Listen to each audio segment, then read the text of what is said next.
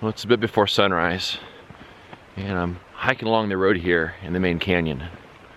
There's this cool tree I found yesterday, and I'm gonna see if I can find a composition for it. Probably gonna use a long lens. These skies are absolutely clear, which is a recipe for reflected light. It's amazing how reflected light can make anything look good. So I'm sure there'll be some other stuff I'll find in the canyon as well this morning. And after exposing some film today, assume I can find a composition, expose some film, I'll probably head back to the east side and continue scouting some stuff over there. But it's so absolutely calm and peaceful. Here's some turkeys in the distance. And it's probably gonna be blown out, but you can see a little bit of the first glow hitting the mountains back over there. Just love this place.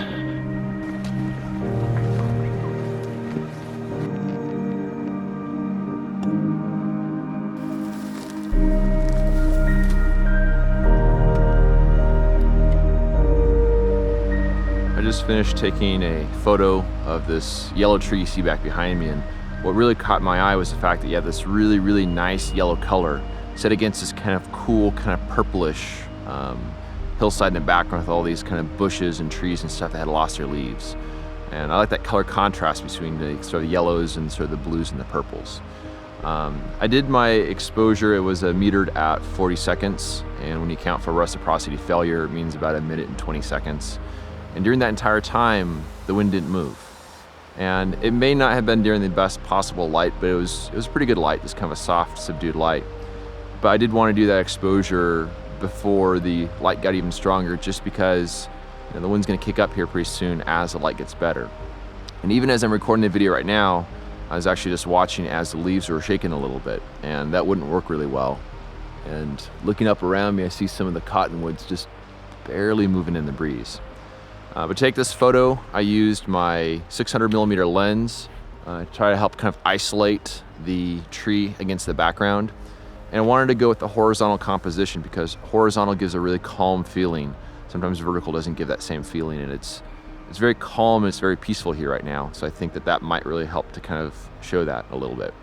I'm gonna kind of hang here a little bit longer and see if the light warms up and gets a little bit more dimensional, and also if the wind stays calm. But having at least the one photo, I'm very happy with that, and that might be all I need. A little later today, I plan on kind of scouting around and seeing if I can find some sort of cool photos on the floor of the canyon here. Some of these cool cottonwood leaves, as they're kind of decaying, have these kind of cool spots on them. And it has a really nice look to it, and maybe some like branches on the ground. Those things are really hard to find, but if you get some nice reflected light down in these canyons, it makes anything at your feet look absolutely amazing. And so that's gonna be my goal, is to see if I can find one of those a little later today.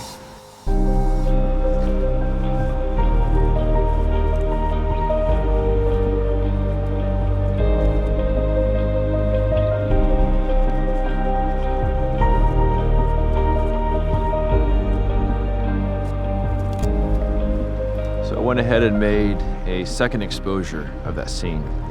I think they're gonna both look about the same, but I just like to shoot doubles on things because you never really know. And speaking of that, I don't quite know what I'm gonna think about this photo when I see it on the light box. It could be one that has a really cool look to it. Also, it could be one that just looks kind of boring. By chopping off the bottom of the tree, I don't really have a sense of ground, so it's just kind of a tree floating against the background, but the color palette is pretty darn cool looking. So I'm thinking maybe between that and the way that the foreground kind of interacts with the background, it might be enough to sort of convey the sort of peaceful feeling of the scene. But now the wind's picking up a little bit, so I'm gonna continue wandering around and see what I can find. The sun is sort of hitting the canyon walls a little bit more now, and so it's kind of reflecting down into the main canyon here. And so some stuff on the ground is starting to light up and look pretty nice. So kind of have my eyes set on some sort of photo with some cottonwood leaves on the ground, maybe some branches.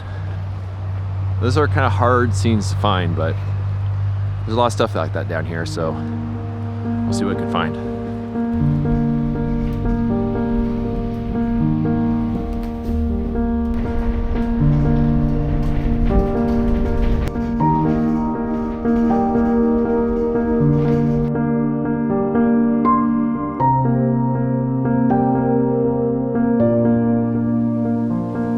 scouting around a lot on the east side again, and the color is pretty much done up here. I mean, there's some little pockets of color here and there, and I found an area that might be kind of decent in the more mid to late afternoon. Get some nice reflected light on it. It's really chaotic, so I think it would be very difficult to photograph, but the color is very strong. It's actually some of the strongest color I've seen up here on the east side, and it's far stronger than anything, you know, back down in the main canyon itself. As far as weather, today is gonna be sunny for the rest of the day. Tomorrow's supposed to be windy and mostly sunny, and then we're gonna have some clouds coming in with a chance of rain the day after that. So it does limit a little bit of the potential, but I might have to start thinking about black and white, because that's something that obviously does not depend on fall color. And you can shoot at midday, and with the scene that I found earlier today, I was pretty excited about that. And so we'll see. We'll see what I can come up with. But at this point, I'm feeling pretty good because I've exposed a total of 20 sheets of film on 8 different subjects. I think that itself is a pretty good accomplishment, and I still got a lot of time left on this trip, so we'll see what happens.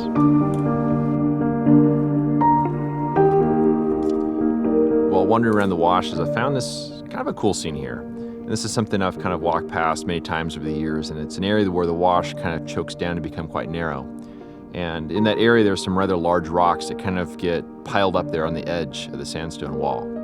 And as you go kind of higher, there's some areas that have some kind of darker areas, some lichens, some mosses, some stuff like that. And then the rocks themselves are relatively light. It's a very subtle color palette, but I did expose 1 sheet of Velvia 50 because we are in a very subtle reflected light. But then I also went ahead and did 2 sheets of FP4. And so we'll see how this works. So I figure black and white could be interesting because there are some good textures and tone stuff there. So that might be kind of something that's interesting to work with for that. But I don't really have high hopes for it from a color standpoint because it's very subtle color. So I just did 1 sheet of the Velvia 50. But now I'm probably gonna pack things up and then head to another area and see if there's any potential there. Otherwise, I'll probably head back to the main canyon and see what we can find down there. So a little earlier today, I found some pretty nice maples that still had some good fall color to them. And that's kind of a rarity here now on the east side because pretty much everything is pretty well past peak. So you can imagine I was pretty surprised to come around a corner in the wash and see some maples that were still green, which is pretty awesome. And they're flanked by some maples that were kind of, you know, pinks and oranges and yellows. So when I came by this scene this morning, it was definitely in direct sunlight. So I can tell there was potential, but I couldn't tell exactly if there's some good compositions to be had. So after taking that photo of those rocks down in that wash, I came over here and sure enough, I found a scene that looked really nice. So I set up a shot. I used my 450 lens, exposed 2 sheets of Velvia 50. So let's see, so far today I exposed 5 sheets of Velvia 50 and 2 of FP4. So I'd say that makes for a pretty darn good day.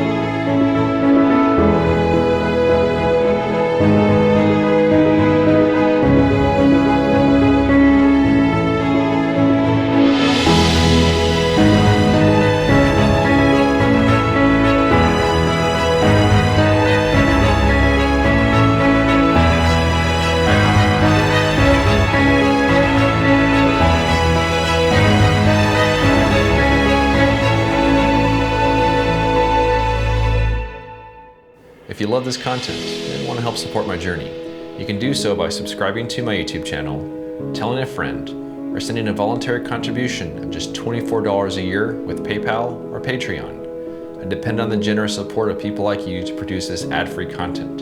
For more information on how to support me, please visit the donation section of my website. Thanks in advance for your support.